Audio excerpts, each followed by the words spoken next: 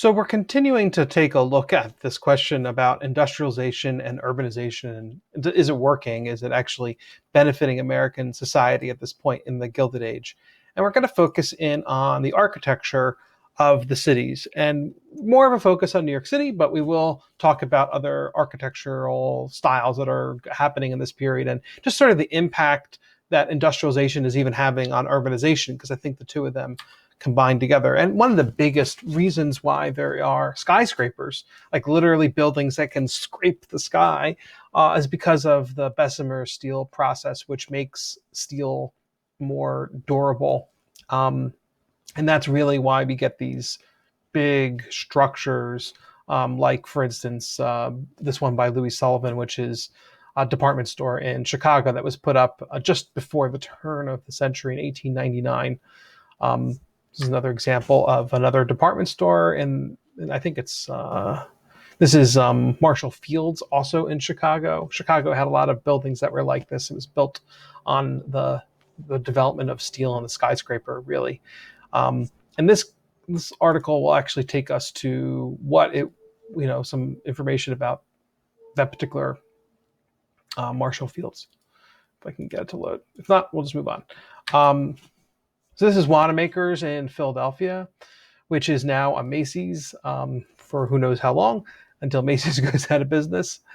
Because a lot of these department stores are unique. And here's what makes department stores different. What's the advancement that's taking place?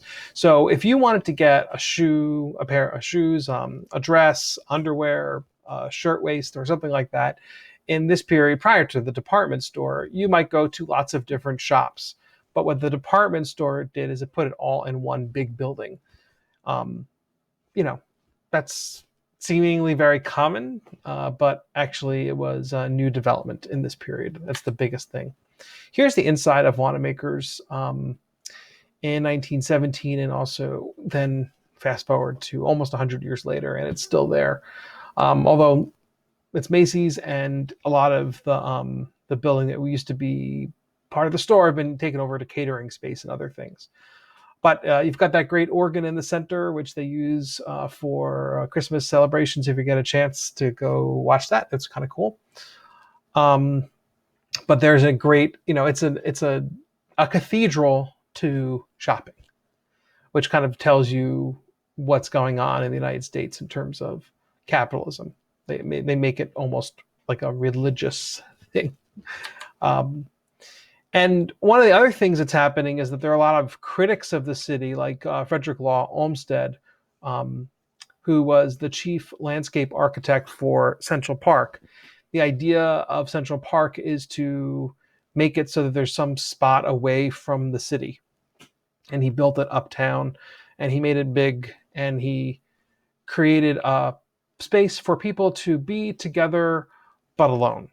Like, if you ever were to think about the Central Park in this time period, lots of different classes and groups of people would be together, but they would be strolling and moving along and not necessarily congregating and talking with one another. So it kind of is a great example of the differences between classes in the period, and also just like the idea of people worrying about what the impact of the city is going to have on its residents and trying to mitigate those by building these big parks.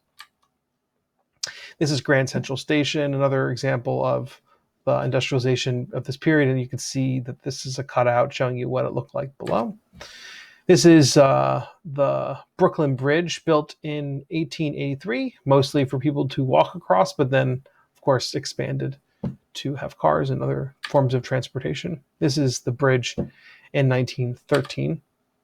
In this period, we also get the Statue of Liberty, which was a gift from the French to the United States in 1876, and a symbol of immigration of the period. And it has a famous poem by Emma Lazarus at the very bottom, basically saying, everyone come to the United States. But there are a lot of people that not everyone even agreed at that time period that there should have been everyone coming. By 1882, we have the Chinese Exclusion Act, and thus from then on, we just keep excluding more and more immigrants. Immigrants had a very hard time finding themselves assimilated into American society. But A lot of people who came from to New York City to America came through New York City, eventually landed themselves in Ellis Island and looked at this statue as they were going by. So it became a symbol of liberty, that what was going to happen. Some other architectural things that are happening in this period are kind of really, we're going to focus more on tenements. So when I say a tenement, I mean, it's like one of these terms that today has been loaded with all kinds of meaning, but a tenement really just means a dwelling. An apartment probably would be, like, at that time when they first came out using that word, it wasn't negatively thought. But today we say tenement and we think it's a poorly conditioned building for people that is like almost like a slum of some kind. But in the period, it was not thought of that way. And I think the reason why we think of tenements as being a negative thing today is because of what happened in this period. So there's lots of different types of tenements, and they kind of divide themselves in what they call like old law and new law. So there was a new law that was written up um, in, I think it's 1879, that basically said that tenements had to have some sort of ventilation. So what did they look like prior? This is an old home that was not used as a tenement. Then they took that old home. This is like showing you the evolution of buildings. And this is converted into a tenement house. So now we're taking this old building and we move the staircase and we create these two apartments. Then this is another one where they added a building in the back. And this one is a house that is solely built to be divided up into apartments or into different tenements. So you walk up a central staircase and then you've got all these apartments. You've got apartment here, an apartment here, apartment here, apartment here. And then over time, this is like where it gets worse because, like it just got longer and longer and there's hardly any light. These little things show you where the light is coming in, so not that much light. And then finally, we get into the new law tenements. So new law tenements required there to be some sort of ventilation.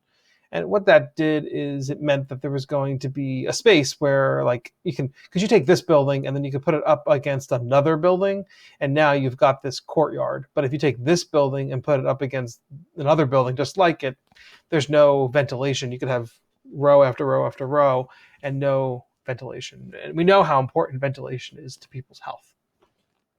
So, you could maybe crack a window open, but on some of these buildings, there would be hardly any space in between your building and that, or maybe none. And you only end up with like a window here, window there for a very long apartment. This is the new double-decker version of it. And it just got a longer courtyard. And it's from this that we get like the term dumbbell. And the idea behind it is that it looks like a weight that can be picked up. That's the only reason why it's called a dumbbell tenement. Here's a more cleaned up version of what that dumbbell would look like when they're stacked. So like you walk down a street and you see these buildings, and this is what they actually look like when you look down on them. And they end up with this air shaft, which was, according to this, 50 feet long. So that's the newest version of it that kind of extends that air shaft even a little bit more, not just like the first one, which closed this part off and this part off. You only end up with this air shaft. Of course, it cuts into the living space, but it doesn't cut into people's life. So this was an advancement. I mean, a major, major advancement. When the Germans are coming into the United States and living in tenements, and the Irish coming in 1820s, 1840s, they're mostly living in places like this. But then by 1880s, they have reformed things and created these dumbbell tenements. So think about the space, and we'll see later in photos from Jacob Riis what actually it was like to live in these tenements. But this is a parlor, so just like a living room, like another space. This is a living room, a bedroom, and a bedroom. So notice that the WC, which is the water closet, is outside of the tenement, outside of the apartment. So it's a publicly shared space, whereas prior, I don't think there was even a bathroom. You would have had a bathroom, like, let's say back here like in an outhouse of some kind in the yard. So that's really different. I mean, you might think, oh, wow, that's terrible. They don't have a bathroom in there. But that was an advancement to get the water to run through the home as well. Previously, it was, like I said, in in the yard, and then it required a fire escape of some kind to escape if you needed to. Um, you could get, you get a whole family living in here. Could be some pretty big families living into one apartment, and I think it's like maybe 1,000 square feet. Not really. It's not a humongous space. I think we do have one with the actual number. So this is all like another one, but this one is nice because it shows you another version of this dumbbell tenement. But this one is a 6 by 9 room, 10 by 10 room approximately, an 11 by 14 room. So quick, I'll do some quick math and I'll get back to you. So actually, that's 300 square feet. I'm way off, and so it's really small. Um, you can get a single apartment like in like and get it for 1,000 square feet, and that's a pretty good amount of space. One bedroom typically is about 1,000 square feet if they're building it today in New Jersey. If you were living in a 2 bedroom, you might get like 1,200, 1,300, something like that. Living in a townhouse, you might get 1,400, 1,600. A smaller house might get 2,400, and a nice size house you might get 3,200 square feet. This is roughly 300 square feet. So very small, and but better than it could have been. And in a lot of cases, you can see a lot of people living in these homes. This one's a little bit smaller because this one prior to this, it had 2 spaces, 2 bedrooms. This one didn't divide itself up that way, so it has one extra bedroom. So maybe like another 50 square feet or so for that other bedroom. Notice no closets that are outlined here. This would be the water closet right in there, but no actual closets for your clothes. You're living very close to one another, but still, this is what the dumbbell tenements look like in some cases from the outside. And I think that is Lower East Side in New York City. And next, we'll take a look at what it would have been like to actually live in some of these spaces.